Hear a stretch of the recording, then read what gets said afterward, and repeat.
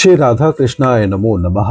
सर्वप्रथम मैं भगवान श्री राधा कृष्ण के श्री चरण कमलों की वंदना करता हूँ। आप सभी भक्त और श्रोताजनों को भी सादर नमस्कार करता हूँ। ग्रंथ श्री ब्रज के भक्त से आज हम भक्त संत महात्मा श्री सखी चरण दास बाबा जी के भक्ति जीवन चरित्र कथा का श्रवण करेंगे, जो इस ग्रंथ में इस प्रकार से वर्णित है। श्याम कुंडे राधा कुंडे स्नान करी, कबे जुड़ाब प्राण, आर कबे जमुना जले, मंजने हयबे निर्मले, साधु संगे वृंदावन वास, नरोत्तम दास करे आश। हाय, कब मेरी वह दशा होगी जब मैं सब छोड़ छाड़ वृंदावन जाऊंगा। कब रास मंडल में जाकर लोटा पीटा करूंगा। कब गिरि गोवर्धन के नयन भर दर्शन करूंगा। कब श्याम कुंड और राधा कुंड में स्नान कर प्राणों को शीतल करूंगा। कब यमुना में स्नान कर निर्मल होऊंगा। कब साधु जनों के साथ श्री वृंदावन वास की मेरी आशा पूर्ण होगी। तभी से वे वृंदावन में वैराग्य आश्रम ग्रहण का भजन करने के उद्देश्य से वैराग्य का अभ्यास भी करने लगे। अपना आहार दिन पर दिन कम करने लगे। ग्रंथ पाठ, सत्संग और कृष्ण लीला कीर्तन आदि में अधिकांश समय व्यतीत करने लगे। लीला कीर्तन मंडली के एक सुनिपुण नायक के रूप में चारों ओर लोग उनकी प्रशंसा करने लगे। शकाबत 1842 में 35 वर्ष की अवस्था में वे गृह त्याग कर व्रत चले गए। राधा कुंड में श्रीजीव गोस्वामी के घेरे में रहकर भजन करने लगे। विरक्त वेश ग्रहण करने के लिए उपयुक्त गुरु की खोज भी उन्होंने तत्काल प्रारंभ कर दी, पर किसको गुरु रूप में वर्ण करे, यह वे बहुत दिनों तक निर्णय ना कर सके। अंत में उन्होंने राधा रानी की शरण ली। दिन रात उनसे प्रार्थना करते हुए उनके निर्देश की प्रतीक्षा करने लगे। बहुत दिनों तक उनकी ओर से भी किसी प्रकार का संकेत ना मिला। उनकी धारणा थी कि वेशाश्रय के बिना भजन में तीव्र गति से अग्रसर होना संभव नहीं। भजन में प्रगति बिना जीवन का कोई मूल्य नहीं। इसलिए जब राधा रानी ने भी गुरु के संबंध में उन्हें कोई संकेत नहीं दिया, तब वे क्या करते। उन्होंने अनशन द्वारा जीवन समाप्त करने का निश्चय किया। अन्न जल सब त्याग दिया। 7 दिन बिना अन्न जल के व्यतीत हो गए।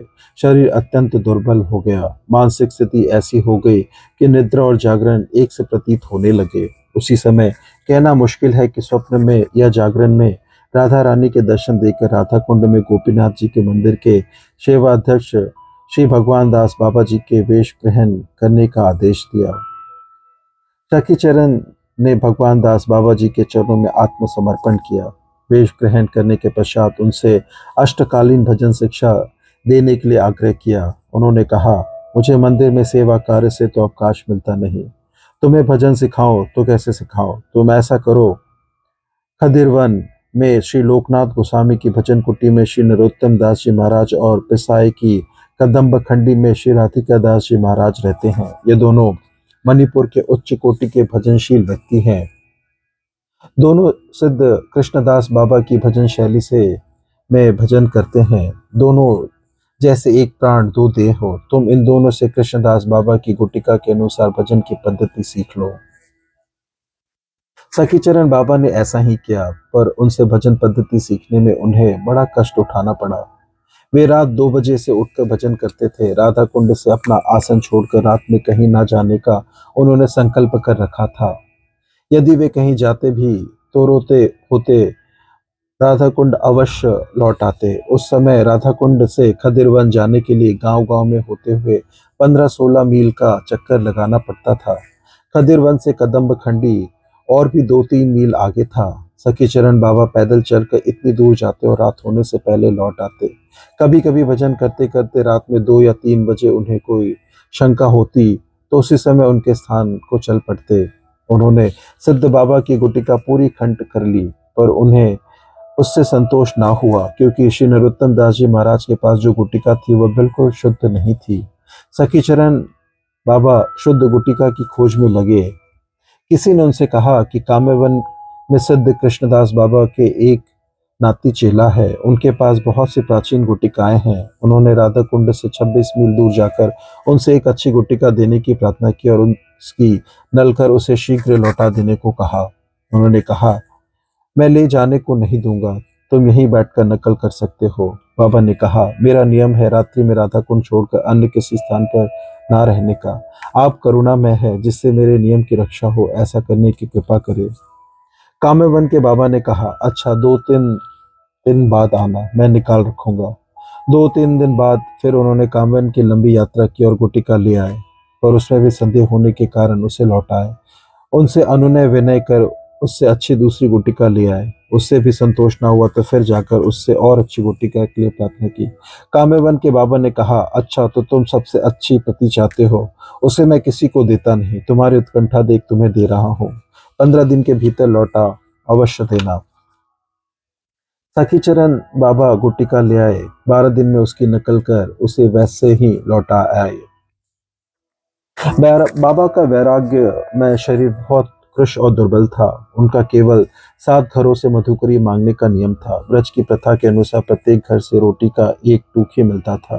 किसी किसी घर से वह भी नहीं। इतना स्वल्पाहार करते हुए इतने दुर्बल शरीर से बाबा के लिए बार बार खदिर वन और काम्य वन आदि की लंबी यात्रा कर उसी दिन लौट आना और फिर नित्य नियम अधिकर मधुकरी को जाना असंभव था। साधारण रूप से इसकी कल्पना भी नहीं की जा सकती थी। उनकी असाधारण भजन निष्ठा और भक्ति की अत्यंत शक्ति के कारण ही यह संभव हो सका। इतने कष्ट से अष्टकालीन लीला की गुटिका का संग्रह कर बाबा बड़े उत्साह और लगन के साथ अष्टकालीन लीला स्मरण में संलग्न रहने लगे। राधा कृष्ण की मानसिक सेवा में संलग्न रहते हुए भी उन्होंने बाह्य सेवा की अवहेलना नहीं की। मणिपुर के शिचूड़ा चांद ने राधा कुंड में एक नए मंदिर का निर्माण कर सेवा भार उनके ऊपर छोड़ रखा था। वे विधिवत मंदिर में ठाकुर सेवा करते हुए मानसिक सेवा में तल्लीन रहते। बीच बीच में अपने शिक्षा गुरु श्री नरोत्तम दास बाबा और श्री राधिका दास बाबा का खदिरवन और कदम्ब खंडी जाकर सत्संग करते। इस प्रकार बाह्य और अंतर साधन में एक साथ लगे रहकर बाबा भजनंद का पूर्ण रूप से अनुभव कर रहे थे। उसी समय उनके ऊपर एक वज्राघात हुआ। 1851 शकाब्द भाद्र शुक्ल नवमी को उनके शिक्षा गुरु श्री नरोत्तम दास बाबा अचानक नित्य लीला में प्रवेश कर गए। उनके अभिन्न प्राण श्री राधिका दास बाबा जी उनके देह से लिपट कर रो रो कर कहने लगे, हाय बंधु, तुम बिना बताए ही मुझे छोड़कर चले गए। तुम्हारे बिना मैं अब इस शरीर को लेकर क्या करूंगा। उन्होंने उनके विरह में अन्न जल त्याग दिया और 2 दिन बाद वे भी नित्य लीला में प्रवेश कर गए। दोनों शिक्षा गुरुओं के सहसा अंतर्धान के पश्चात गुरु विरह रूप महादावनल सखीचरण बाबा के हृदय को दग्ध करने लगा। वे भी उनके बिना जीना निरर्थक जन जान अन्न जल त्याग कर राधा रानी से प्रार्थना करने लगे, स्वामिनी, मेरे गुरुवर को जब तुमने अपने चरणों में ले लिया तो इस दीन पर भी कृपा करो। वे दोनों मुझे अपराधी जान छोड़कर चले गए हैं। मैं अब इस अपराधी शरीर को लेकर क्या करूंगा। मुझे भी अपने चरणों में स्थान देने की कृपा करो, स्वामिनी। वे 1 मास तक नित्य केवल 1 चम्मच गिरधारी का चरणामृत लेकर स्वामी के से इस प्रकार प्रार्थना करते रहे। उनका शरीर अति जीर्ण और शुष्क होकर मरणासन्न हो गया। संगी साथी उनकी प्राण त्यागने की अंतिम अवस्था जान कीर्तन आदि की व्यवस्था करने लगे। उसी समय करुणामय स्वामिनी स्वर्ण के थाल में विभिन्न प्रकार के प्रसाद लेकर आई और बोली, लो यह प्रसाद ग्रहण करो, उपवास छोड़ दो। सखी चरण बाबा ने कहा, स्वामिनी, मैं अब इस अपराधी शरीर को नहीं रखना चाहता। मुझे अपने चरणों में लेने की कृपा करो। नहीं, अभी नहीं, अभी भजन करो, स्वामिनी ने कहा और उन्हें भोजन कराकर अंतर्धान हो गई। स्वामिनी की आज्ञा से बाबा ने अनशन छोड़ दिया और पूर्ववत भजन करने लगे। 1 वर्ष पीछे शिक्षा गुरुओं की विरह तिथि पर उन्हें फिर गुरु विरह ताप ने जर्जित किया। उससे निस्तार पाना उनके लिए असंभव हो गया। उन्होंने फिर अनशन द्वारा प्राण त्याग कर उनके निकट जाने का दृढ़ संकल्प किया। अनशन करते 1 मास बीत गया। मरणासन अवस्था प्राप्त होने पर उन्होंने सहसा देखा दिव्य वृंदावन का रमणीय दृश्य और राधा रानी को सोने के थाल में प्रसाद के साथ उनकी ओर मंद मनोहर गति से आते हुए। उन्होंने कहा, बाबा लो प्रसाद ग्रहण करो, अभी कुछ दिन और भजन करो, तब तुम्हें ले जाऊंगी। बाबा ने कहा, स्वामिनी, मैं कितना आसक्त हो गया हूँ। इस देह को लेकर रहना कितना मुश्किल हो गया है मेरे लिए। सेवक भी मेरे पास कोई नहीं है। कुएं से जल तक मुझे स्वयं ही लाना पड़ता है। ऐसी दशा में मैं अब यहाँ नहीं रहना चाहता। मुझे अपने चरणों में अंगीकार कर लो। चिंता मत करो, तुम्हें कोई असुविधा ना होगी। एक सेवक तुम्हारे पास आ जाएगा। एक कुआं भी तुम अपनी कुटिया के सामने खुदवा लेना। कुएं के लिए मेरे पास पैसे कहाँ है, उसकी भी चिंता ना करो, वह भूम ध्रुमराय करवा देगा। इतना कहकर स्वामी ने बाबा को प्रेम से भोजन कराया और अंतर्धान हो गई। धूम्र राय सखीचरण बाबा के भांजे थे। वे रेलवे कमिश्नर थे। उन्होंने बहुत दिनों से मामा के दर्शन नहीं किए थे। उनके दर्शन की उत्कंठा ले वे वृंदावन आए। बाबा को पानी का कष्ट देख उन्होंने एक कुआं उनकी कुटिया के सामने खुदवा दिया। राधा रानी की कृपा से कुएं का जल भी मीठा निकला, जबकि आसपास के कुओं को देखते हुए उसका जल मीठा निकलने की कोई संभावना ना थी। एक सेवक भी इसी बीच बाबा के पास आ गया। अब उन्हें किसी प्रकार की असुविधा ना रही। उनका भजन साधन सुचारू रूप से चलने लगा। पर भजन में तृप्ति नहीं। साधक भजन में जितनी प्रगति करता है उतना ही उसकी उत्कंठा और बढ़ती जाती है। उसका एक पल भी यदि भजन के बिना जाता है तो उसे असह्य दुख होता है। बाबा ने पहले ही अपना आहार और निद्रा बहुत कम रख किया था, जिससे वे अधिक से अधिक समय भजन कर सके। वे केवल 7 घरों से भिक्षा करते थे। उसी में जितने टूक रोटी के मिलते थे उन्हें खा कर पानी पी लेते थे। दिन रात भजन करते थे। केवल रात 11 बजे से 2 बजे तक का समय निद्रा में अतिवाहित करते थे। उन्होंने अब निद्रा का समय भी कम कर दिया। निद्रा और आहार में घना संबंध है। आहार जितना अधिक होता है उतनी ही निद्रा अधिक होती है। इसलिए उन्होंने अब मधुकरी और भी कम कर दी। 7 घरों के बजाय केवल 5 में मधुकरी को जाने लगे। कुछ दिनों बाद मधुकरी और भी घटाकर केवल 3 घरों तक सीमित कर दी। 3 घरों में से भी कभी कभी किसी घर से मधुकरी ना मिलती तो 1 या 2 घरों से प्राप्त रोटी के 1 या 2 टूक खाकर ही रह जाते।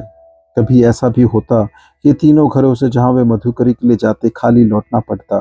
तब राधा कुंड का जल पीकर ही रह जाते। जब ऐसा होता तब वे किसी प्रकार का दुख ना मानकर उल्टे सुख ही मानते, क्योंकि जब वे केवल राधा कुंड का जल पीकर रह जाते तब उन्हें भजन में और अधिक स्फूर्ति होती। ऐसा वे अपने शिष्यों से पीछे कहा करते। एक दिन जब बाबा किसी व्रजवासी के घर मधुकरी को गए तो उसने कहा, बाबा आज रोटी अभी तक बनी नहीं है, थोड़ी देर में किसी आने की कृपा करो। एक ही घर में 2 बार मधुकरी के लिए जाने का बाबा का नियम नहीं था। वे उस घर में फिर नहीं गए। दूसरे घर में भी उन्हें मधुकरी नहीं मिली, क्योंकि वहां असौच था। तीसरे घर में किसी महोत्सव का आयोजन चल रहा था। भोग अभी नहीं लगा था। ब्रजवासी ने कहा, बाबा आज मेरा अनुरोध मानना, थोड़ी देर में भोजन करके जाना होगा। तुम तो जानते हो मैं भोजन नहीं कहीं नहीं करता, बाबा ने कहा। तो बाबा प्रसाद ही लेकर जाए, अभी थोड़ी देर में भोग लग जाएगा। नहीं, मुझे विलंब हो रहा है, अभी मैंने मध्याह्न नियम नहीं किया है, आज रहने दो, फिर किसी दिन मधुकरी को आऊंगा। ऐसा नहीं हो सकता बाबा, इतनी सी बात तो मेरी माननी ही होगी। मैं बिना प्रसाद लिए नहीं जाने दूंगा। बाबा को उनका अनुरोध मानना पड़ा। प्रसाद लेकर जब वे कुटिया को लौटे तब विलंब बहुत हो गया था। भूख बहुत लग आई थी, पर प्रसाद ग्रहण करने के पूर्व मध्याह्न नियम तो करना ही था। वे नियम करने बैठे, तब उनका मन प्रसादी पुओं के लिए चंचल हो उठा। मन का भजन की अपेक्षा पुओं में अभिनिवेश अधिक देख उन्हें उस पर क्रोध आया। उन्होंने पुए झोले से निकाल कुटिया के बाहर बंदरों को डाल दिए। मन से बोले, अब खा, क्या खाएगा। मन सीधा हो गया, उसकी चंचलता जाती रही। शांत मन से मध्याह्न भजन का नियम पूरा करने के पश्चात वे राधा कुंड का जल पान कर तृप्त हो गए। कुछ दिन बाद कार्तिक मास के नियम सेवा के उद्देश्य से कलकत्ते के श्री सत्यनारायण पाल का राधा कुंड आना हुआ। वे बाबा के दर्शन कर बहुत प्रभावित हुए। उन्हें बाबा का कृष्ण शरीर और अति सूक्ष्म आहार देखकर चिंता हुई। उन्होंने सोचा कि वे केवल 3 घरों से मधुकरी का अपना नियम तो छोड़ेंगे नहीं, यदि मधुकरी के अतिरिक्त तो कुछ दूध भी ले लिया करे तो अच्छा हो। उन्हें ने बाबा को दूध लेने का आग्रह किया और स्वयं दूध के लिए खर्चे की व्यवस्था कर देने का वचन दिया। बाबा ने उनका आग्रह स्वीकार कर लिया, पर बाबा के सोचने की दिशा दूसरी थी। उन्होंने सोचा कि वे दूध लेना आरंभ कर देंगे और मधुकरी को जाना बंद कर देंगे। इस प्रकार उन्हें भजन के लिए और अधिक समय मिल जाया करेगा। पाल महाशय बाबा के लिए गाय के आधा सेर दूध की व्यवस्था कर कलकत्ते चले गए। बाबा का दुग्धपान आरंभ हुआ, साथ ही मधुकरी को जाना बंद हो गया। वे पाव भर दूध मध्याह्न भजन के पश्चात दिन में लेते, पाव भर रात 10 बजे, 3-4 दिन में एक बार शौच को जाते। वह व्यवस्था उनके भजन के लिए बहुत अनुकूल सिद्ध हुई और अंत तक चलती रही। पर दूध में ग्वाला कभी कभी पानी मिला देता, जिसके कारण उनके भजन में विघ्न पड़ता। उन्हें भजन करते करते कई बार उठकर लघु शंका को जाना पड़ता। वह समस्या भी आसानी से हल हो गई। कुछ ही दिन पूर्व श्री मदन मोहन दास बाबा ने उनके चरणों में आत्मसमर्पण कर उनसे कुछ सेवा बताने का आग्रह किया। बाबा ने उन्हें अपने सामने ग्वाले के घर से दूध दुहा लाने की सेवा सौंप दी। इस प्रकार आहार और निद्रा पर पूर्ण नियंत्रण के साथ बाबा का अष्टकालीन लीला स्मरण सुचारू रूप से चलने लगा। कालांतर में उन्होंने श्री लीला स्मरण में सिद्धि प्राप्त की। लोग उनके पास अष्टकालीन लीला स्मरण की शिक्षा दीक्षा के लिए आने लगे। श्री अच्युत दास बाबा, श्री ब्रज मोहन दास बाबा, श्री मदन मोहन दास बाबा, पंडित श्री कृष्ण चरण दास बाबा और श्री कृष्ण दास बाबा उनके प्रधान शिष्य हुए। एक दिन बाबा ने मदन मोहन दास बाबा के पास बुलाकर कहा, तुमसे एक गोपनीय बात कहूं, किसी से कहना नहीं। मैं अब शीघ्र स्वामिनी के पास जाऊंगा, तुम दुख ना करना। तुम्हें भजन के विषय में सब कुछ बता दिया है। एकांत चित्त से सुख पूर्वक भजन करना। गुटिका में जो त्रुटियां अब भी रह गई है उनका मेरे बताए अनुसार संशोधन कर लेना।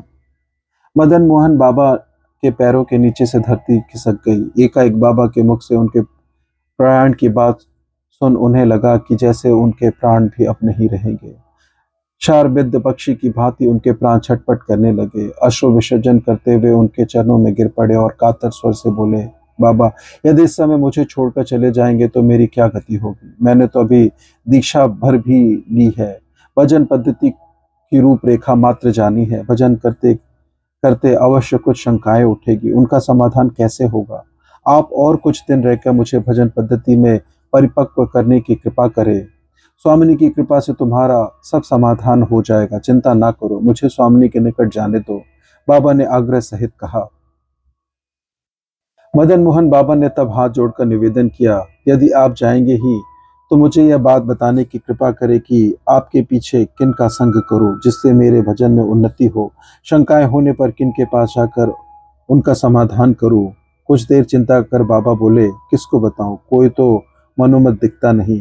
तब तो बाबा आपको रहना ही होगा, नहीं तो यह दास भी आपका अनुसरण करेगा। मदन मोहन बाबा ने व्याकुल भाव से आग्रह किया। अच्छा, तो मैं 2 वर्ष और रहूंगा, इस बीच तुम सब समाधान कर लेना। बाबा ने मदन मोहन बाबा को आश्वस्त करते हुए कहा।